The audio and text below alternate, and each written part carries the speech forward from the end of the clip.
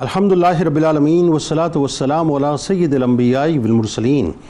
اللہم صلی علی سیدنا و مولانا محمد وعلی آلہ واصحابہ وبارک وسلم وصلی علیہ۔ دنیا کے تمام دیکھنے والوں کو، تمام چاہنے والوں کو، تمام پیار کرنے والوں کو، اور جہاں جہاں تک اس وقت میری آواز کو سنا اور مجھے دیکھا جا رہا ہے، جنید اقبال کی جانب سے انتہائی محبت کے ساتھ السلام علیکم۔ ایک بار پھر ناظرین، آپ کو پر نور صبح نور کے ساتھ میں دل کی عطا گہرائیوں سے خوش آمدید کہتا ہوں، اور آئیے بلا توقف چلیں گے حضرت ابو انیس محمد برکت علی علیہ رحمہ کی تالیف اسماء النبی کریم صلی اللہ علیہ وآلہ وسلم سے رسول اللہ صلی اللہ علیہ وآلہ وسلم کا ایک اسم مبارک پڑھنے اور سننے کی سعادت حاصل کرتے ہیں۔ سیدنا قائم الصلاۃ صلی اللہ علیہ وآلہ وسلم، ہمارے سردار نماز قائم فرمانے والے، درود و سلام بھیجے اللہ آپ صلی اللہ علیہ وآلہ وسلم پر، آپ صلی اللہ علیہ وآلہ وسلم کے آل پاک پر اور صحابہ کرام رضوان اللہ تعالیٰ علیہم اجمعین پر۔ حضرت ابو ذر رضی اللہ تعالیٰ عنہ فرماتے، رسول اللہ صلی اللہ علیہ وآلہ وسلم نے فرمایا کہ اے ابو ذر، جب تو صبح کرے اور کتاب اللہ میں سے کوئی ایک آیت سیکھ لے تو تمہارا یہ عمل تمہارے لیے 100 رکعت نماز نفل پڑھنے سے بہتر ہے،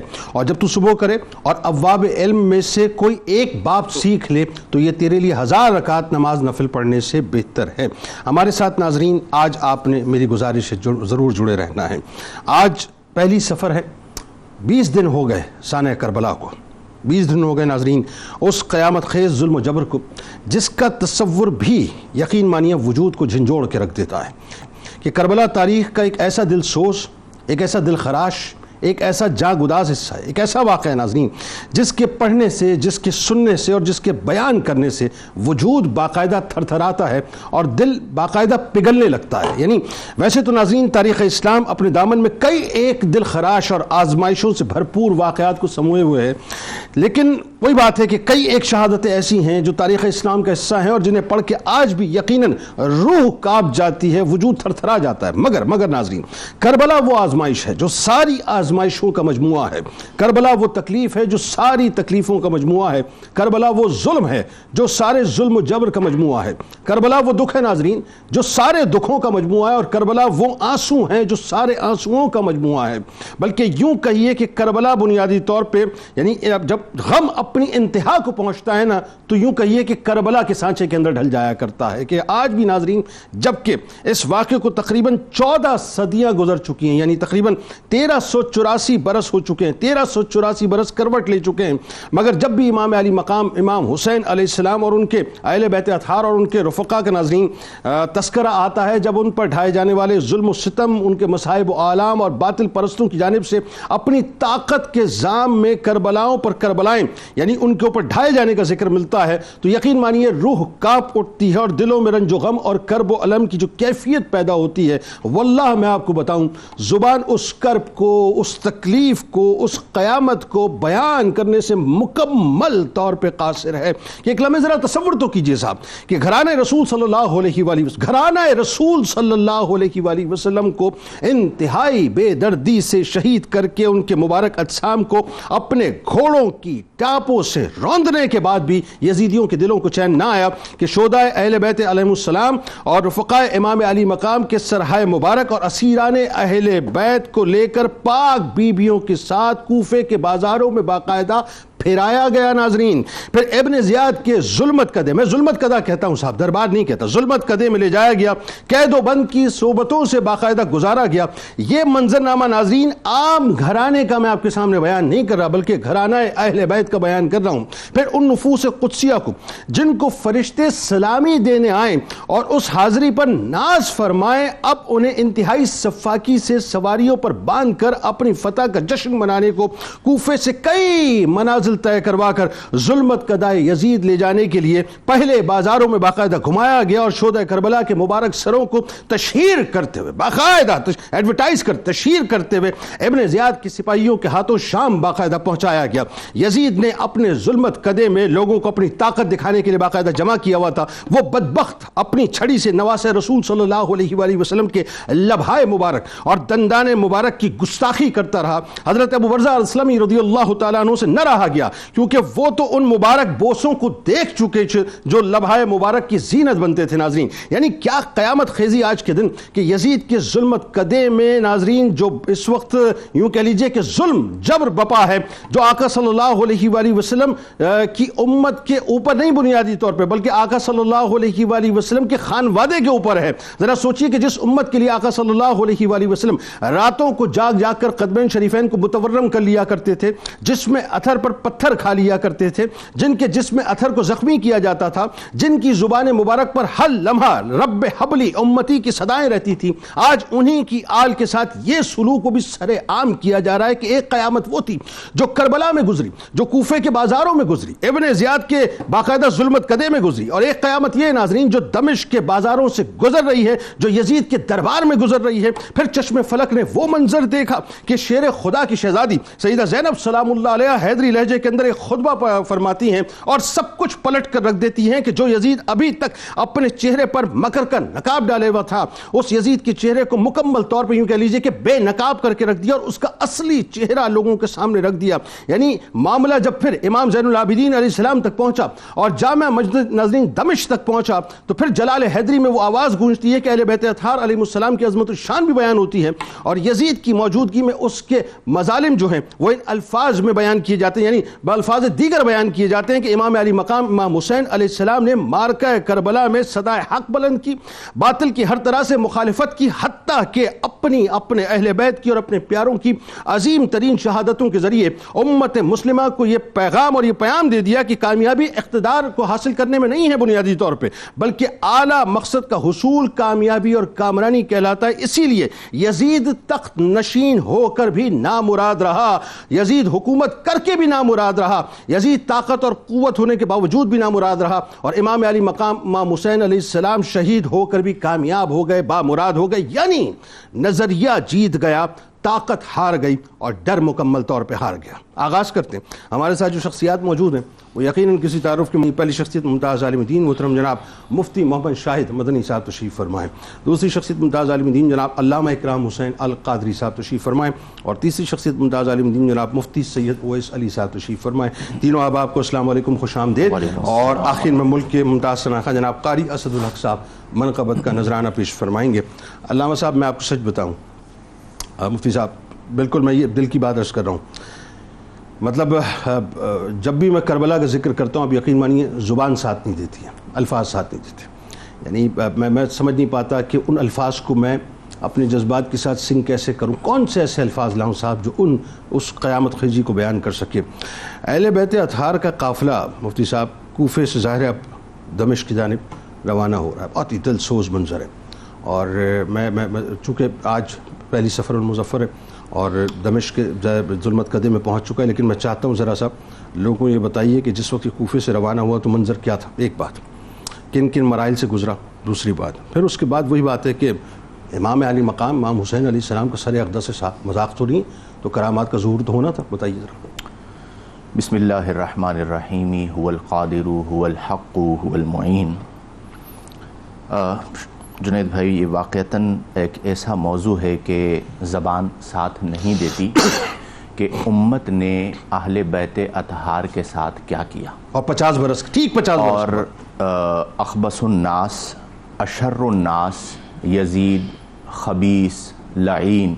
جس نے اہل بیت اطہار پر وہ ظلم ڈھایا کہ تاریخ انسانیت میں اس کی مثال نہیں ملی۔ بالکل ایسا وہ اہل بیت اطہار رضی اللہ عنہم کہ جنہیں نبی کریم علیہ افضل الصلاۃ والتسلیم نے وجہ نجات فرمایا اور سفینہ نوح کی مانند قرار دیا، ان کے ساتھ ظلم کے تمام تر حدود کو گویا کہ پامال کیا گیا، اور یہ انہی کے ساتھ ظلم ہوا ہے، انہی کے ساتھ ہوا ہے، اہل بیت انہی کے ساتھ ہوا ہے۔ جی ہاں، اس میں چند باتیں ہیں۔ ابتداً سب سے پہلی بات یہ ہے کہ یزید وہ بدبخت شخص ہے کہ جس کے سر پر یوں سمجھیے کہ اس حوالے سے کائنات کا سب سے بڑا گناہ ہے، بالکل صحیح، جس کے حکم پر یہ سارا معاملہ ہوا۔ دوسرے نمبر پر اہل بیت اطہار رضی اللہ عنہم نے صبر کی وہ مثالیں قائم فرمائیں کہ جس کی مثال تاریخ میں نہیں ملتی۔ ہم سب گھر والے ہیں، ہمارے گھر میں خواتین ہوتی ہیں. اگر آپ نے اس واقعے کو سمجھنا ہو تو اپنے گھر کی خواتین کو سامنے رکھیں کہ کس طرح خواتین اہل بیت کو بازاروں میں گھمایا گیا اور کس طرح ان کے احترام اور ان کے تقدس کو پامال کیا گیا. جبکہ ہماری خواتین کی اہل بیت اطہار کے سامنے کوئی اوقات نہیں ہے، کوئی مثال نہیں ہے، لیکن سمجھ آ جائے گی سمجھانے کے لیے، لیکن سمجھانے کے لیے بات ہو جائے گا کہ وہ کتنا بڑا درد تھا، کتنی بڑی تکلیف تھی کہ شہادتوں کا ایک سفر ہوا اور پھر اس کے بعد ایک نئی ظلم و جبر کی داستان رقم ہو رہی ہے. حضرت زینب رضی اللہ تعالی عنہا، حضرت امام زین العابدین رضی اللہ عنہ اور دیگر جو اہل بیت اطہار تھے، انہوں نے صبر کی اعلیٰ مثال قائم فرمائی. ابن زیاد کے ظلمت قدے میں بہت اچھی اصطلاح آپ نے استعمال کی کہ دربار نہ کہا جائے، ظلمت قدہ کہا جائے، اور یہ ایسا ظلمت قدہ ہے کہ جس کی مثال نہیں ملتی. یعنی میں تو یہ بھی کہتا ہوں کہ اس ظلم نے تو فرعون کو بھی پیچھے چھوڑ دیا. یعنی پہلے فرعون جبر کی مثال تھا، آج پوری دنیا کے اندر جبر کی مثال ابن زیاد اور یزید پر. بالکل صحیح. اور میں سوری ٹو سے آپ نے انڈورس کیا، جزاک اللہ. مجھے حیرت ہوتی ہے کتابوں میں دربار لکھا کیوں جاتا ہے؟ دربار تو بڑوں کا بھی ہوتا ہے صاحب. یہ تو ٹوٹلی ظلمت قدہ ہے، دوسری کوئی بات ہی نہیں ہے. اب اس ابن زیاد کے ظلمت قدے میں دو ظلمت قدے ہوئے، ایک ابن زیاد کا اور ایک یزید کا. بالکل ٹھیک ہے. جب ابن زیاد کے ظلمت قدے میں اہل بیت اطہار رضی اللہ عنہم کو لایا گیا تو حضرت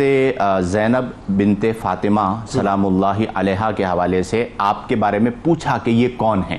کنیزوں نے آپ کو جھرمٹ میں لیا ہوا تھا، تو ایک کنیز نے بتایا کہ یہ زینب بنت فاطمہ ہیں. تو ابن زیاد نے آپ کو مخاطب کر کے کہا کہ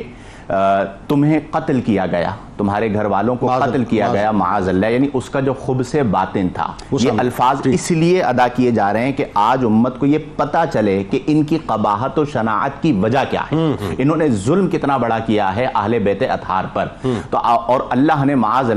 اللہ تمہیں ذلیل کیا. تو آپ نے فرمایا کہ اللہ تبارک و تعالی نے ہمیں محمد صلی اللہ علیہ وسلم کے ذریعے عزت عطا فرمائی. اس نے کہا کہ اللہ نے تمہارے ساتھ کیا معاملہ کیا؟ تو آپ نے فرمایا کہ اللہ تبارک و تعالی نے ہمیں شہادتیں عطا فرمائی. اب اس پر بھی اکتفا نہ ہوا، اس کے بعد ابن زیاد نے کوفہ میں جشن کا اعلان کیا. اب آپ ایک لمحے کے لیے اپنے ذہنوں میں وہ اپنی آنکھوں میں منظر لائیں کہ جب اعلان کیا جا رہا ہے، کوفہ کے بازاروں میں آپ کو گھمایا جا رہا ہے، اور منظر کا عالم کیا ہے کہ مستورات کو اونٹوں پر لادا جا رہا ہے، بے کجاوا اونٹوں پر حضرت امام العابدین رضی اللہ عنہ کو بٹھایا جا رہا ہے اور بازاروں سے گزارا جا رہا ہے. آپ یہ دیکھیں، ایک پیر نصیر الدین نصیر صاحب نے بڑی خوبصورت بات کہی کہ نصیر آخر عداوت کے بھی کچھ آداب ہوتے ہیں. نصیر آخر عداوت کے بھی کچھ آداب ہوتے ہیں، کسی بیمار کو زنجیر پہنائی نہیں جاتی. اس حالت کے اندر آپ کو لے جایا جا رہا ہے اور اہل بیت اطہار صبر کا پہاڑ بنے ہوئے ہیں. جب آپ تشریف لے جاتے ہیں وہاں سے تو راستے کے اندر ابھی آپ نے فرمایا سر انور کے حوالے سے، تو دیکھیں کریم کا سر ہے، کرامت تو ظاہر فرمائے گا کیونکہ سر کریم ہے. تو آپ رضی اللہ تعالی عنہ کے سر انور سے مختلف کرامات کا صدور ہوا، جن میں سے ایک کرامت یہ تھی، حضرت منہال بیان کرتے ہیں، تابعی بزرگ ہیں، کہ اس قافلے کے سامنے ایک شخص سورہ کہف کی آیتیں تلاوت کرتے ہوئے 9ویں آیت پر پہنچا کہ ان اصحاب الکہف والرقیم کانوا من آیاتنا عجبا. تو اللہ تبارک و تعالی نے سر حسین کو قوت گویائی عطا فرمائی اور آپ نے فرمایا کہ اعجب من اصحاب الکہف والرقیم قتلی و حملی. وہ عجیب واقعہ تھا، لیکن اس سے زیادہ عجیب واقعہ میری شہادت اور میرے سر انور کو نیزے پر اٹھانا ہے. ایک مقام ایسا آیا جہاں پر ایک راہب تھا، وہ گرجا گھر سے دیکھ رہا تھا. اب آپ دیکھیں کہ سر انور نیزے پر ہے، وہ بھی تبلیغ اسلام کر رہا ہے. اس راہب نے دیکھا اور دیکھ کر اس نے کہا کہ 10,000 اشرفیاں لے لو، یہ سر مجھے دے دو. اس کی قسمت جاگ گئی، سر اپنے پار رکھا، خوشبو لگائی، اس سے نور آسمان تک جا رہا تھا. ساری رات روتا رہا، اس کی برکت سے اللہ نے اسے توفیق اسلام بھی عطا فرمائی اور اس نے اپنی پوری زندگی خدمت اہل بیت میں وقف فرما دی. کیا کہنے اللہ صاحب. دیکھیں یہ ایسی بات ہے، یہ واقعہ تو یقین مانی جب بھی نگاہوں سے گزرتا ہے کہ دل ہل کے رہ جاتا ہے کہ اللہ تعالیٰ جس کو چاہے منتخب کرے. وہی بات ہے کہ اس راہب کو سر اقدس کی زیارت ہوئی، سر اقدس سے نکلنے والی تجلیات کی زیارت ہوئی، ایمان لے آیا. اور جو سراپا جو ہے مجسم سبت رسول صلی اللہ علیہ وسلم کی بار بار زیارت کر رہے تھے اور بار بار آپ تعارف دے رہے تھے، ان کے نصیب کے اندر ایمان نہ تھا۔ اچھا اب بات یہ ہے کہ ظاہر ہے یہ اب قافلہ مختلف منازل سے گزرتے ہوئے یزید کے ظلمت قدے میں پہنچ گیا، سر عام ظاہر ہے مطلب وہ بےخنی بھی کی گئی، شہادت سے لا علمی کا اظہار بھی کیا گیا، مکر بھی اس نے اپنا دکھایا، اور امام علی مقام امام حسین علیہ السلام کے لبھائے مبارک اور ان کے سر اقدس کے ساتھ گستاخی بھی کی۔ اس وقت ایک صحابی رسول حب اہل بیت میں کھڑے ہوتے ہیں، حضرت ابو برزہ اسلمی رضی اللہ تعالیٰ عنہ، بتائیے وہ کیا ہوا تھا؟ بسم اللہ الرحمن الرحیم۔ بلا شبہ اہل بیت اطہار پر ڈھائے جانے والے مظالم اس قدر شدید اور اس قدر کربناک ہیں کہ آج اتنا عرصہ گزرنے کے بعد بھی جب بھی اس داستان کو اور اس واقعے کو ذکر کیا جاتا ہے تو دل لرزتے ہیں اور آنکھیں نم ہوتی ہیں۔ اور کیا ہی صبر و استقامت کے پیکر وہ شخصیات اور وہ ہستیاں تھیں کہ جن پر یہ قیامتیں ٹوٹیں، لیکن اس کے باوجود صبر و رضا کے پیکر ہیں۔ ایک صاحب نے بڑے خوبصورت جملے لکھے اور کہا کہ یہ خاصہ اہل بیت اطہار کا ہی تھا کہ انہوں نے جو چیز تھامی وہ تھام کر رکھی۔ سب کچھ لٹنے کے بعد مردوں نے صبر و رضا نہ چھوڑا اور عورتوں نے پردہ اور حیا نہ چھوڑا۔ اللہ اور یہی وہ کیفیت ہے کہ جس کے سبب سے اور جس کی وجہ سے آج بھی اہل بیت اطہار کا وہ کردار ویسا ہی ستھرا اور نکھرا نظر آتا ہے کہ آپ نے جب راہ عظیمت کو اختیار کیا تو امام علی مقام سے لے کر آپ کے قافلے کے ہر فرد نے راہ عظیمت کا حق ادا کیا اور بتایا کہ عظیمت کے اس رستے کے مسافروں کی شان، ان کا مقام اور ان کا مرتبہ کیا ہوتا ہے۔ جیسا کہ آپ نے ذکر کیا کہ یزید نے مختلف مکر کیے، مختلف ہیلے کیے، بہانے تراشنے لگا اور اپنے آپ کو جو ہے وہ براعت ظاہر کرنے کی وہ کوشش اور صحیح کرتا رہا، اور اسی کو بنیاد بنا کر آج کچھ لوگ یزید کے وکیل بھی ہمیں بنتے ہوئے نظر آتے ہیں۔ ان کو یزید مبارک بس بات یہاں۔ لیکن حقیقت یہی ہے کہ وہ واقعی جیسا مفتی صاحب نے ذکر فرمایا کہ وہ اخبث الناس ہے، یعنی اس سے بڑی خباثت ہمیں کرتے ہوئے کوئی فرد نظر نہیں آتا۔ یہی یزید ہے کہ جس کے بارے میں یہ بات بیان کی گئی کہ جیسے کہا جاتا ہے نا کہ قاتل کی جو پشیمانی ہے وہ مقتول کی اہمیت کو تو بڑھاتی ہے لیکن قتل کے دھبے کو اس کے دامن سے چھڑا نہیں سکتی۔ بالکل ٹھیک ہے۔ اور یزید کی کیفیت اس وقت یہی تھی کہ وہ اس طرح کے لیت و لال کے اظہار کے ساتھ اپنے دامن سے وہ دھبا چھڑوانا چاہتا تھا، لیکن اس کے ذریعے سے بھی مقتول یعنی امام علی مقام ہی کا مرتبہ ظاہر ہو رہا تھا اور اس کیفیت کا اعلان اور اظہار ہو رہا تھا۔ اب یزید کے دربار میں جناب امام علی مقام اور آپ کے رفقا کے جو ہے وہ سر موجود ہیں اور وہ ان کے ساتھ جو معاملہ کر رہا ہے مختلف کیفیات تاریخ نگاروں نے بیان کی، لیکن جس واقعے کی جانب آپ نے اشارہ کیا ہے، دیکھیے حضور علیہ الصلوۃ والسلام کی بارگاہ سے فیض لینے والے اگرچہ عمر میں کمزوری کی عمر کو ہی نہ پہنچ گیا ہوں، ضعیف ہی کیوں نہ ہو گیا ہوں، لیکن جہاں پر انہیں غیرت رسول ملاحظہ کرنی ہوتی ہے تو اس کے لیے وہ پھر اپنے جسم کی ساری توانائی بھی جمع کرتے ہوئے نظر آتے ہیں۔ یہی ظلمت قدا ہے یزید کا، سر انور سامنے پڑا اور جناب ابو برزہ اسلمی ہے، عمر کے اس حصے میں ہے کہ آپ بغیر سہارے کے کھڑے نہیں ہو سکتے، اسی دربار میں آپ ایک سمت بیٹھے ہیں، اور جب یزید نے اپنے ہاتھ سے لاٹھی لے کر امام علی مقام کے سر انور کے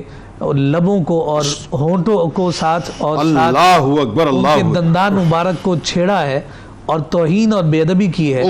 تو وہ ضعیف العمر صحابی رسول جنہوں نے کائنات کے تاجدار صلی اللہ علیہ وآلہ وسلم کی بارگاہ میں حضور ہی کی ذات سے محبتوں الفتوں کے وہ خوبصورت اظہاریے دیکھے تھے، وہ کیسے بیٹھ سکتے تھے، جسم کی ساری توانائی کو جمع کر کے کھڑے ہو گئے اور کہنے لگے کہ یزید یہ جسارت مت کرو، تم جن لبوں کو اور جن دانتوں کو تم چھیڑ رہے ہو اپنی چھڑی کے ساتھ اور بے ادبی کر رہے ہو، خدا کی قسم میں نے اپنی آنکھوں سے دیکھا ہے کہ اللہ کے رسول کے لب ہوتے تھے اور حسین کے لب ہوتے تھے، میرے اس وقت رونگٹے کھڑے، اللہ کے رسول صلی اللہ علیہ وآلہ وسلم کے مبارک ہونٹ ہوتے تھے اور یہ حسین کے ہونٹ ہوتے تھے اور یہ ایک دوسرے کو مس کرتے تھے، یہ بے ادبی اور یہ توہین نہ کر۔ ایک بات آگے کنٹینیو کیجئے، اللہ سب سے ایک سوال صرف ایک ضمن بات کرنا چاہ رہا ہوں ساتھ ساتھ، 1384 برس کے بعد آپ کی زبان سے اس وقت اس واقعے کو سن کر ظاہر ہم پڑھتے ہی رہتے ہیں کنٹینیوسلی، کیونکہ کربلا کا تذکرہ پاک تو رہتے ہیں. آج آپ کی زبان مبارک سے سن کے ایسا لگ رہا ہے کہ جیسے یہ بھی بالکل سامنے جو ہے نا یہ معاملہ ہوا ہے، یعنی وجود سن کے لرز رہا ہے، تو وہ دیکھ کے کیا معاملہ ہوگا صحابی رسول کا، اور اس صحابی رسول کا کہ جس نے اس سے پہلے ایک اور جو ہے نا ملاپ دیکھا ہے لبوں کا، اور پھر اس کے بعد یہ کیفیت دیکھیے تو ان پر کیا گزری ہوگی. اور یہی وجہ ہے کہ تاریخ طبری میں ذکر کیا کہ آپ اسے برا بھلا کہتے ہوئے دربار سے اٹھ کر چلے گئے، لیکن جو کلمات اس وقت کہے تھے وہ یہ کہے تھے کہ میں نے خود حضور علیہ الصلوۃ والسلام کو دیکھا ہے کہ ان کو بوسہ دیتے تھے اور فرماتے تھے حسن و حسین کے بارے میں کہ اے حسن و حسین تم دونوں جوانان جنت کے سردار ہو، جو تمہیں قتل کرے خدا اس کو قتل کرے اور اس پر لعنت کرے اور اس کے لیے جہنم کو آمادہ کرے، اور وہ بہت خراب جگہ ہے رہنے کی. اور یہ کلمات کہتے ہوئے آپ اٹھ کر چلے گئے. یہاں یہ بات ہمیں واضح طور پر نظر آتی ہے کہ چاہے وہ یزید کا ظلمت قضا ہو،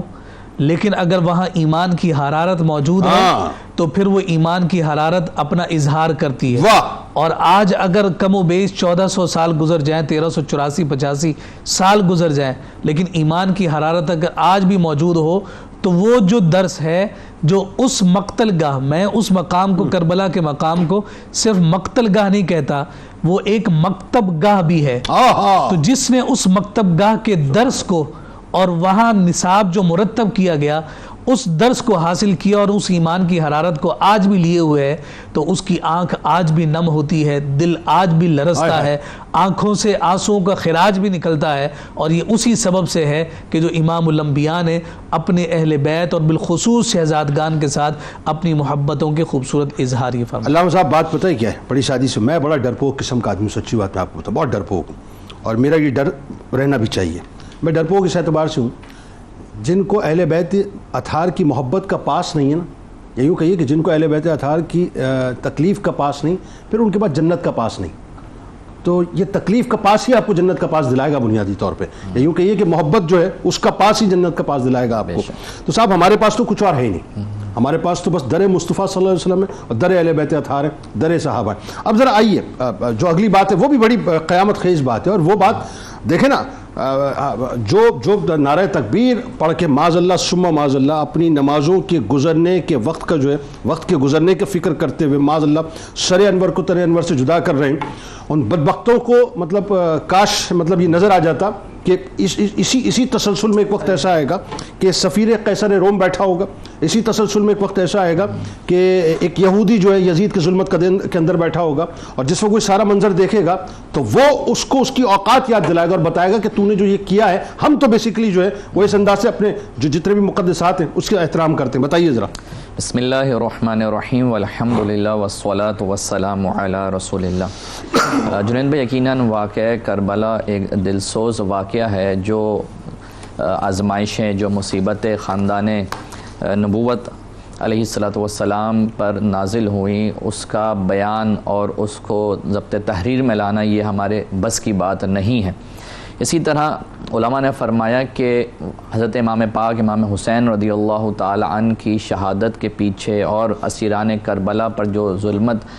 ڈھائی گئی اس پر کیا کیا حکمتیں تھیں تو خدا ہی بہتر جانتا ہے. بہرحال اللہ پاک کو اس کا اہتمام منظور تھا. یہی وجہ ہے کہ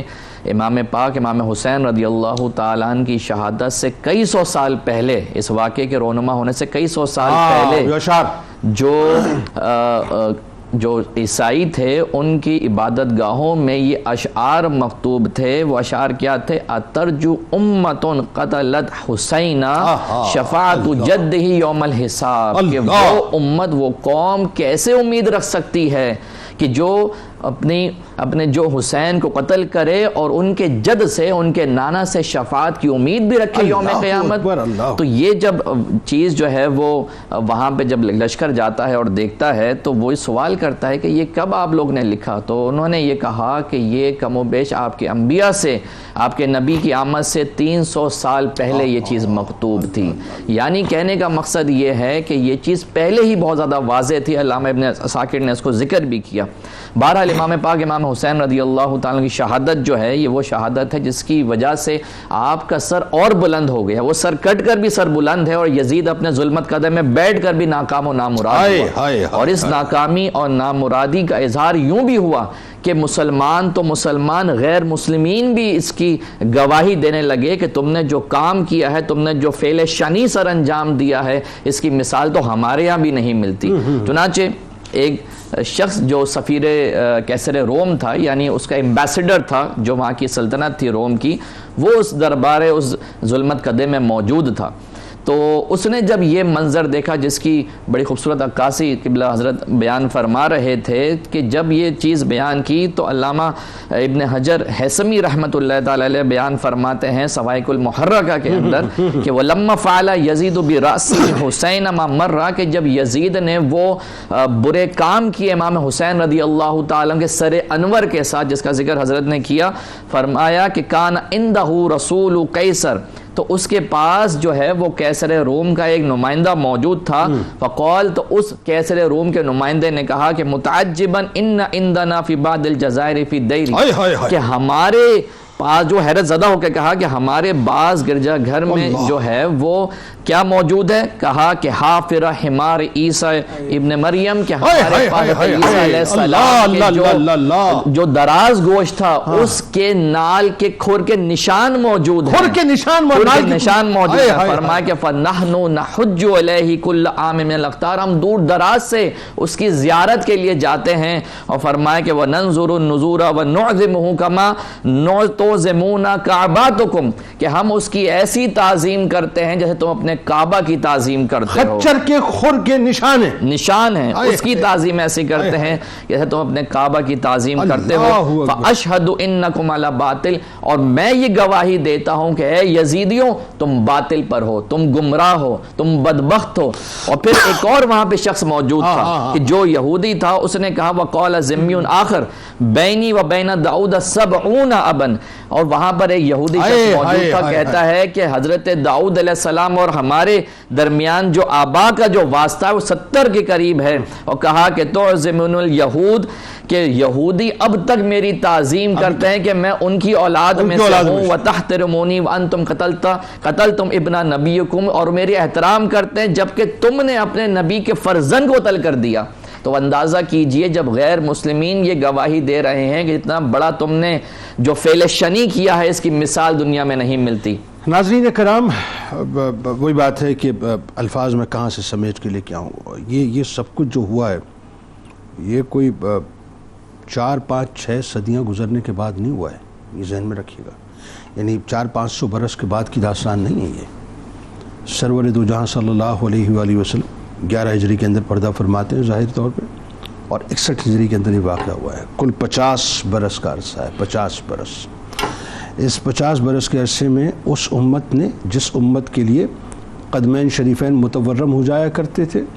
جس امت کے لیے سرکار علیہ السلام جب اس کائنات میں ظاہری طور پر تشریف لائے تو رب حبلی امتی کی صداؤں کو اپنے لمحہ مبارک پر لے کے آئے، جس امت کے لیے اس کائنات سے جب ظاہری طور پر پردہ فرمایا تو رب حبلی امتی کی صداؤں کے ساتھ پردہ فرمایا، اور اس امت کے لیے جب محشر کے دن آپ تشریف فرماؤں گے تو رب حبلی امتی کی صداؤں کے ساتھ اس امت نے نعرہ تکبیر کے ساتھ سرور دو جہاں صلی اللہ علیہ وآلہ وسلم کے جگر گوشے، ان کے گھر والوں اور ان کے رفقا کے سر اقدس کو تنہائے اقدس سے جدا کیا۔ یہ ہے بیسکلی ہماری داستان، اور اس پہ بھی لوگ لگے رہتے ہیں اف، اگر، مگر، بٹ۔ لعنت ہے صاحب ایسے تمام عقائد کے اوپر، اور لعنت ہے ایسی تمام سوچ کے اوپر، اور لعنت ہے اس یزید کے اوپر۔ سرکار علیہ السلام اور ان کی بارگاہ میں، ان کے آل کی بارگاہ میں درود پاک کا نذرانہ پیش کیجیے۔ لوٹ کے آپ کو بتاتے ہیں کہ ایک مکالمہ ہے امام زین العابدین علیہ السلام کا۔ اب ذرا آپ کو بتاتے ہیں کہ کس طرح آپ نے نقاب نوچا تھا یزید کے چہرے سے۔ آئیے۔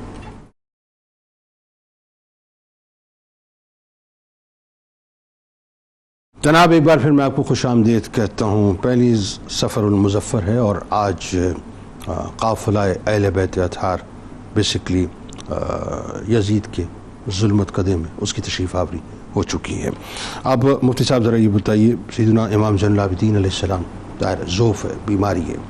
لیکن اس کے باوجود وہ جو حیدری رنگ ہے وہ تو اپنی جگہ موجود ہے نا۔ یزید سے ایک مکالمہ آپ کا ہوتا ہے، اور پھر اس کے بعد جامع مسجد دمشق میں باقاعدہ جب آپ خطبہ دیتے ہیں تو اس وقت ظاہر ہے بالکل اس کو ایکسپوز کر کے رکھ دیتے ہیں نا، یعنی نقاب اتار کے رکھ دیتے ہیں۔ وہ کیا ہوا تھا ذرا بتائیے واقعہ۔ دیکھیں، یزید کی جو بربادی ہے اور یزید کی جو قباحت و شناعت ہے، اس کا آغاز ظلمت ظلمت قدائے یزید سے ہی ہو گیا تھا، اسی وقت ہو گیا تھا، اور امام زین العابدین رضی اللہ عنہ نے اس ظلمت قدے کے اندر جو گفتگو فرمائی، جو مکالمہ فرمایا، وہ آپ ہی کا حادثہ ہے،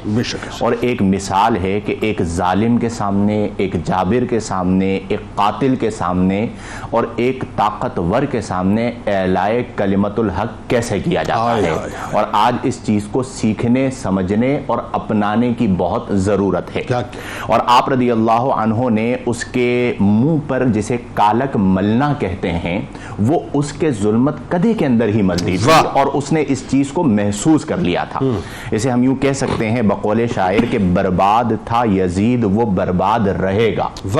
برباد تھا یزید وہ برباد رہے گا، نام حسین حشر تک آباد رہے گا۔ سبحان اللہ۔ امام علی مقام رضی اللہ عنہ کا جو ایک پیغام تھا اسے آپ نے آگے بڑھایا۔ آپ رضی اللہ عنہ نے یزید کے سامنے 4 شرطیں رکھی۔ پہلی شرط آپ نے فرمایا کہ یہ جو سر ہیں شہیدوں کے، یہ ہمارے حوالے کیے جائیں تاکہ ہم کربلا لوٹیں اور وہاں پر تدفین کریں۔ دوسری شرط یہ ہے کہ آپ یہ سر ہمارے حوالے کریں اور ہم مدینۃ المنورہ جائیں، ہمیں مدینۃ المنورہ جانے دیا جائے۔ تیسری شرط یہ ہے کہ دمشق کی جامع مسجد میں مجھے خطاب کرنے دیا جائے۔ یہ ہے امام زین العابدین کا اپنی ذات پر اعتماد، اور آپ اس کے اثر کو جانتے تھے۔ اور چوتھی شرط یہ ہے جو نہیں مانی جانی تھی کہ قاتلان امام حسین رضی اللہ عنہ کو ہمارے حوالے کیا جائے۔ قاتل تو وہ خود تھا۔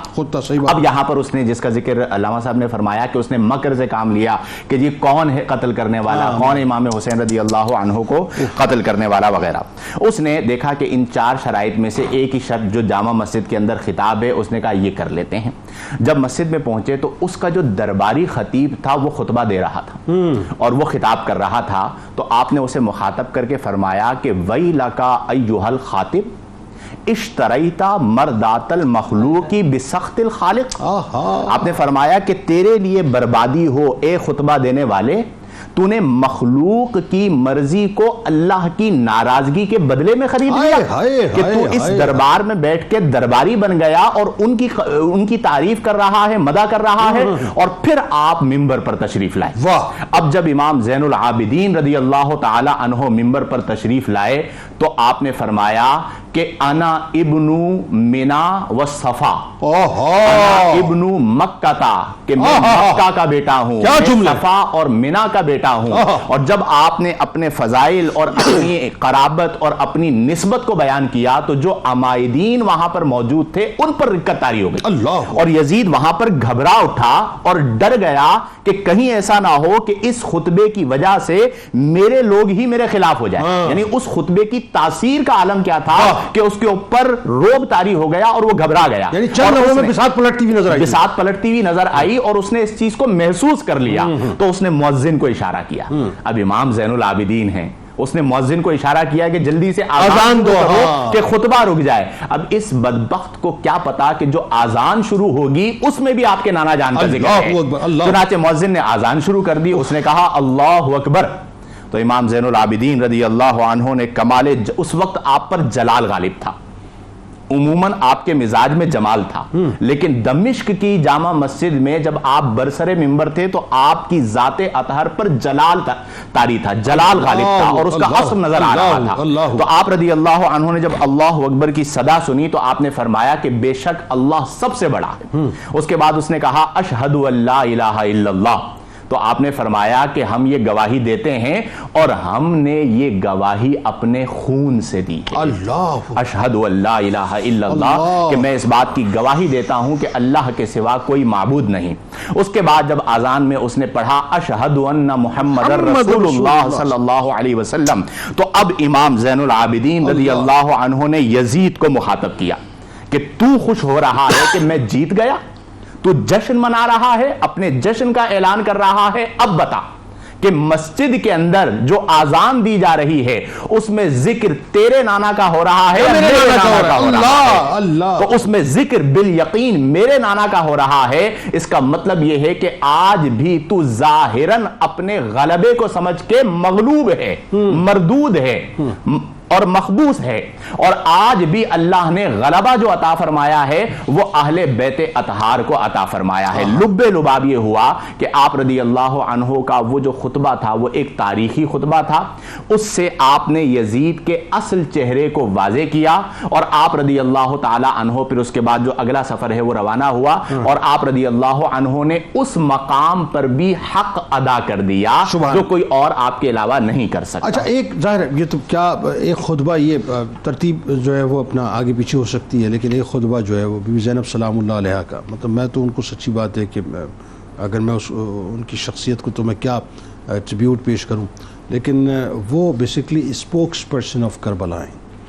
یعنی جس طرح سے اپنا یوں کہہ لیجیے بلا تمثیل کہ کسی بڑی موومنٹ کے کوئی نمائندے ہوتے ہیں نا، ظاہر ہے کوئی بھی کسی موومنٹ کا، کسی مطلب آرگنائزیشن کا کوئی نمائندہ ہوتا ہے جو ریپرزینٹ کرتا ہے اس کے منشور کو،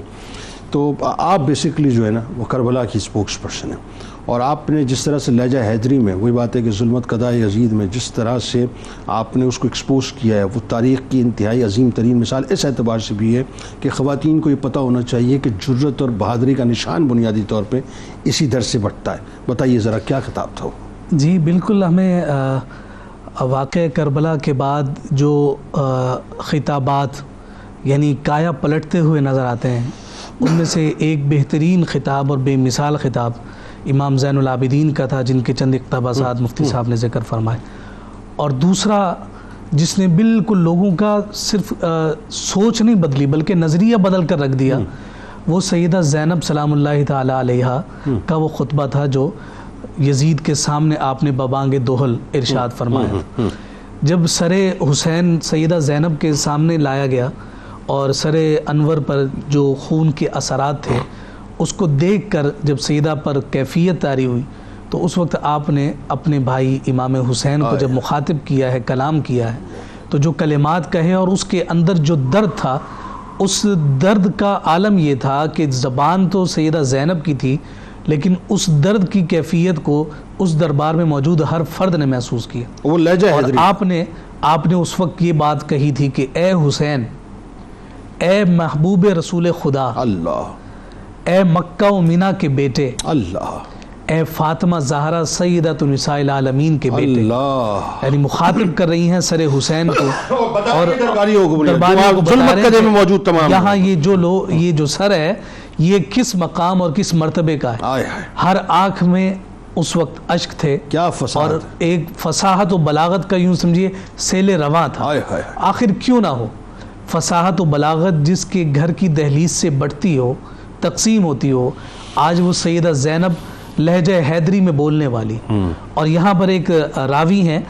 بشیر بن جزیم اسدی، وہ روایت کرتا ہے کہ میں نے سیدہ زینب کا خطبہ سنا، اور کہتا ہے خدا کی قسم اس سے پہلے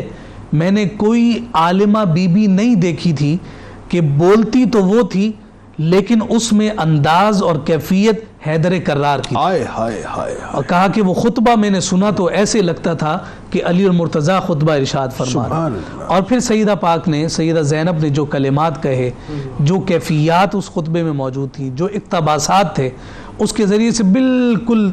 پکچر کلیئر ہو کر رہ گئی۔ جو مکر و فریب، جو لیت و لال یزید کی جانب سے کیا جا رہا تھا، آپ نے ایک ایک چیز کو اٹھا کر الگ الگ کیا، جدا جدا کیا، اور اس میں سب سے جو وزنی جملہ تھا سیدہ پاک کا، آپ نے فرمایا تھا کہ یزید سن لے،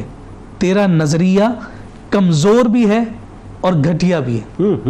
تو اپنے نظریے پر کبھی قائم نہیں رہ سکے گا، تو یہ سمجھا ہے کہ اہل بیت کو تو نے ختم کر کے اپنی بادشاہت بچا لی، ساتھ فرمایا کہ تیری حکومت میں گنتی کے چند دن باقی ہیں، آئے ہائے، یہ جو لوگ تجھے تیرے ساتھ نظر آ رہے ہیں ایک ایک کر کے تجھے چھوڑ دیں گے اور تجھے پوچھنے والا کوئی نہ ہو۔ آئے ہائے ہائے، گویا کہ ایک اعتبار سے آپ اور آج دیکھیں نا، مستقبل کا قبر کو احوال پوچھنے دے والا رہی کوئی تھی نہیں ہے، کہ جو ہے تیرا نام لینے والا کوئی باقی نہ نام بچے لینے گا، والا کوئی نہیں، ہاں۔ کوئی اس کا نام لینے والا موجود نہیں۔ حسین کل بھی زندہ باد ہاں، تھا، حسین آج بھی زندہ، آج بھی زندہ باد ہے، اور کہا نا کہ 2 دن کی تھی بس حکومت، صدیاں حسین کی ہیں، زمانہ حسین کا۔ تو یہ سیدہ زینب سلام اللہ علیہا کا یہ خطبہ، اور پھر اس خطبے کے اقتباسات،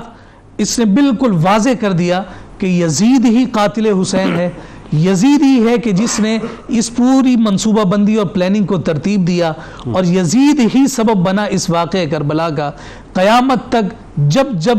تذکرہ حسین ہوتا رہے گا، واقعہ کربلا کا تذکرہ ہوتا رہے گا، جہاں جہاں حسین کو خراج تحسین پیش کیا جاتا رہے گا، وہیں ساتھ ساتھ یزید پر لعنت اور ملامت بھی ہوتی رہے گی۔ آخر میں علامہ صاحب اب ایک اور ظاہر میں چاہتا ہوں خطبہ، وہ بھی اس پہ بھی گفتگو ہونی چاہیے۔ سیدہ ام کلثوم سلام اللہ علیہا نے بھی ایک خطبہ دیا ہے،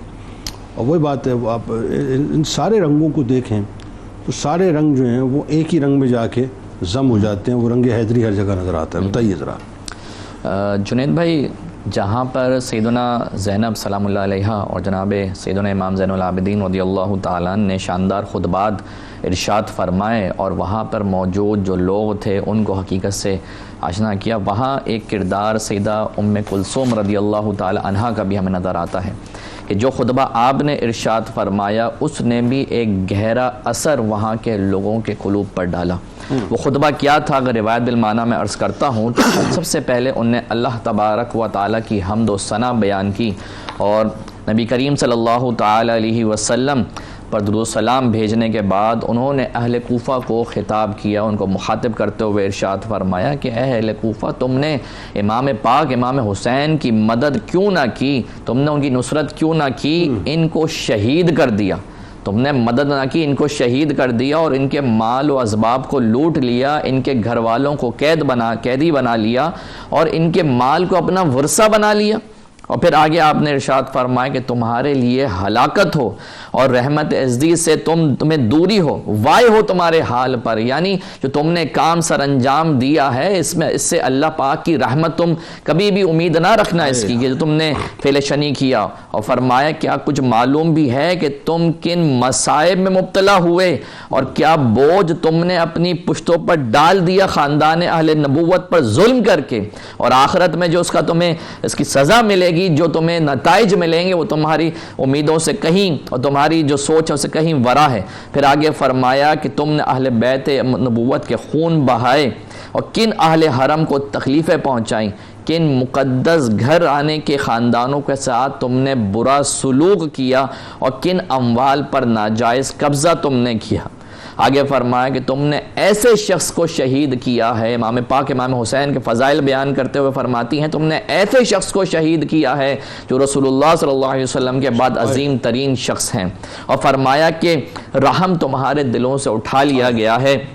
اور یقیناً خدا کا گروہ ہی کامیاب و کامران ہوتا ہے اور شیطانی گروہ یہی ناکام و نامراد ہوتا ہے۔ اب یہ آپ کا وہ خطبہ تھا اور یہ آپ کا لہجہ حیدری میں خطاب تھا کہ جس سے ان اہل کوفہ کے دل جو ہے وہ مغموم ہو گئے، ان کو اندازہ ہو گیا، اہل دمشق کو اندازہ ہو گیا کہ یہ جو انہوں نے کام کیا ہے یہ کام ٹھیک نہیں کیا، اور پھر ان کی ہچکیاں بن گئے روتے ہوئے، کیونکہ دغا دینے والے وہی تھے، دھوکہ دینے والے وہی تھے، اور جہاں پر امام پاک امام حسین کی مدد کرنی تھی اور اہل بیت نبوت کا وہاں پہ ان کی عصمت کی پردہ کرنی تھی، وہاں پر انہوں نے دغا دیا۔ تو امام پاک امام حسین رضی اللہ تعالیٰ عنہ کی جو ہمشیرہ سیدہ ام کلثوم رضی اللہ تعالیٰ عنہ نے وہ کردار وہاں پہ ادا کیا کہ جو سنہری حروف سے لکھے جانے کے قابل ہے، اور یہی وہ خطبات کی لڑی ہے جو آپ کو جناب سیدنا زینب رضی اللہ تعالیٰ عنہ کی خطاب میں بھی نظر آتی ہے، اور یہی آپ کو جناب سیدنا امام زین العابدین رضی اللہ تعالیٰ کے خطاب میں بھی نظر آتی ہے۔ لہٰذا اس سے یہ بات تو بالکل روز روشنی کی طرف واضح ہو جاتی ہے کہ جو باتیں اور جو پیغام ان نفوس قدسیہ نے دے دیا، یعنی ایک پیغام تو امام پاک نے اپنی شہادت کی صورت میں دیا، لیکن اس پیغام کی ترویج اور اس کی اشاعت جو لوگوں تک پہنچائی ہے کہ جو ظلم ان کے اوپر کیا، اس میں جناب سیدہ ام کلثوم رضی اللہ تعالی عنہا کا ایک کلیدی کردار آپ یہ دیکھیے کہ آپ آخر میں بس چونکہ چند لمحے رہ گئے علامہ صاحب کہ ظاہر اس پورے واقعہ کربلا کو آپ اگین وہی بات ہے کہ الفاظ میں بیان نہیں کر سکتے، لیکن سلام ہے ان تمام پاک بیویوں کو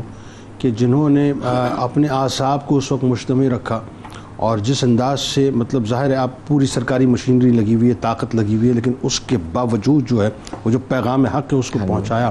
یہ ایکچوئل آج کی خواتین کے لیے ایک بہت بڑا میسج نہیں ہے صاحب کہ ہمارے یہاں جو ہے ہم ایکچولی سمجھے نہیں ہے کربلا کو کہ کربلا صرف مردوں کے لیے تھوڑی ہے صاحب، کربلا تو عورتوں کے لیے بھی ہے بنیادی طور پہ، اور مطلب بدرجہ اولا یہ بھی تو بتائیے ذرا۔ بالکل ایسے ہی ہے کہ یہ جو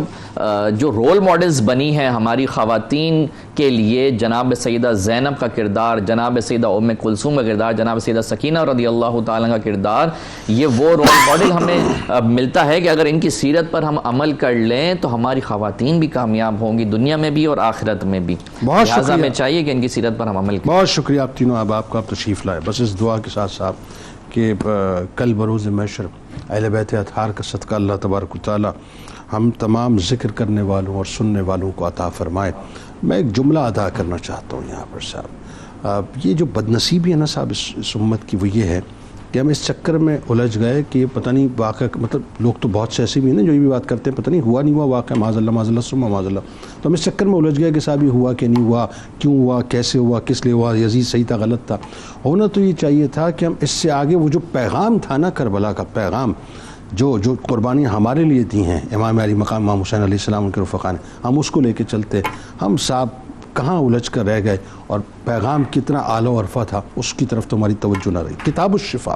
ماہ سفر المظفر کا خاص وظیفہ آپ کو بتلاتے ہیں۔ ماہ سفر المظفر کی آخری رات، یعنی ہفتے میں ایک مرتبہ، ایک رات یا مہینے میں ایک مرتبہ جو ہے، یعنی ایک رات 4 رکعت نماز اس طرح سے ادا کریں کہ پہلی رکعت میں سورہ فاتحہ کے بعد سورۃ الکافرون 15 بار، دوسری رکعت میں سورۃ الفاتحہ کے بعد سورہ اخلاص 15 بار، تیسری رکعت میں سورۃ الفاتحہ کے بعد سورہ فلق 15 بار، اور چوتھی رکعت میں سورہ فاتحہ کے بعد سورۃ الناس 15 بار پڑھیں، اور سلام پھیرنے کے بعد ایک تسبیح کلمہ طیبہ، درود پاک اور ایک تسبیح علم شریف کی پڑھیں، اور اللہ تعالیٰ سے دعا کریں اللہ تعالیٰ ہر قسم کے آفات و بلیات سے انشاءاللہ محفوظ بھی رکھے گا اور رزق میں وسعت بھی ہوگی۔ ہمارے ساتھ ملک کے ممتاز شناخت جناب قاری اسد اللہ صاحب موجود ہیں، آپ کو خوش آمدید، السلام علیکم۔ منقبت کا نذرانہ آپ سے پیش فرمائیں گے انشاءاللہ، آپ پیش فرمائیں گے۔ حضرت علی کرم اللہ وجہ الکریم کا قول مبارک ہے کہ حق کی تلخی پر صبر کرو، کیونکہ مصیبتوں پر صبر کرنا دشمنوں کی خوشی کو خاک میں ملا دیتا ہے۔ روزنامہ 92 نیوز میں آج مضمون ضرور پڑھیے گا، قافلہ اہل بیت کی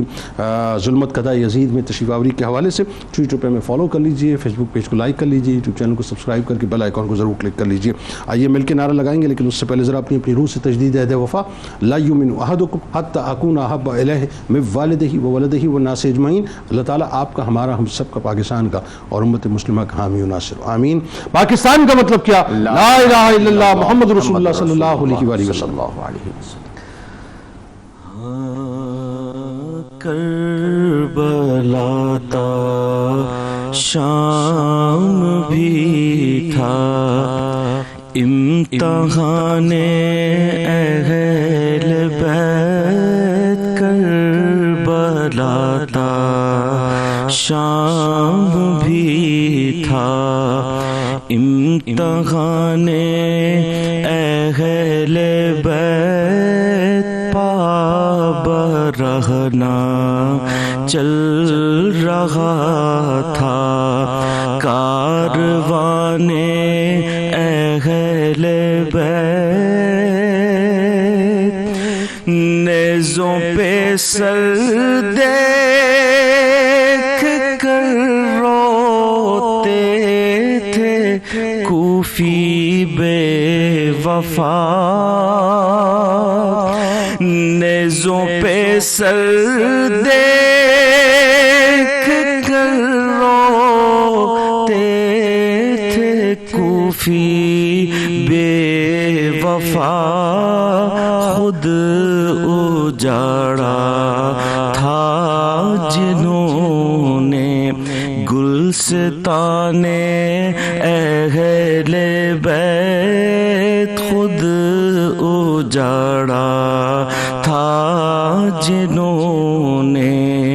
گلستان اہل بیت، شام کے دربار میں خطبہ دیا سجاد نے، شام کے دربار میں خطبہ دیا سجاد نے، لہجہ حیدر تھا جوانے اہل بیت لہجے حیدر میں بولا تھا جوانے اہل بیت ساجد اب بھی آسمان سے آ رہی ہے یہ صدا ساجد اب بھی آسمان سے آ رہی ہے یہ صدا لعنت اللہ علیکم دشمنان اہل بیت لعنت اللہ علیکم دشمنان اہل بیت پاب رہنا چل رہا تھا کاروانے اہل بیت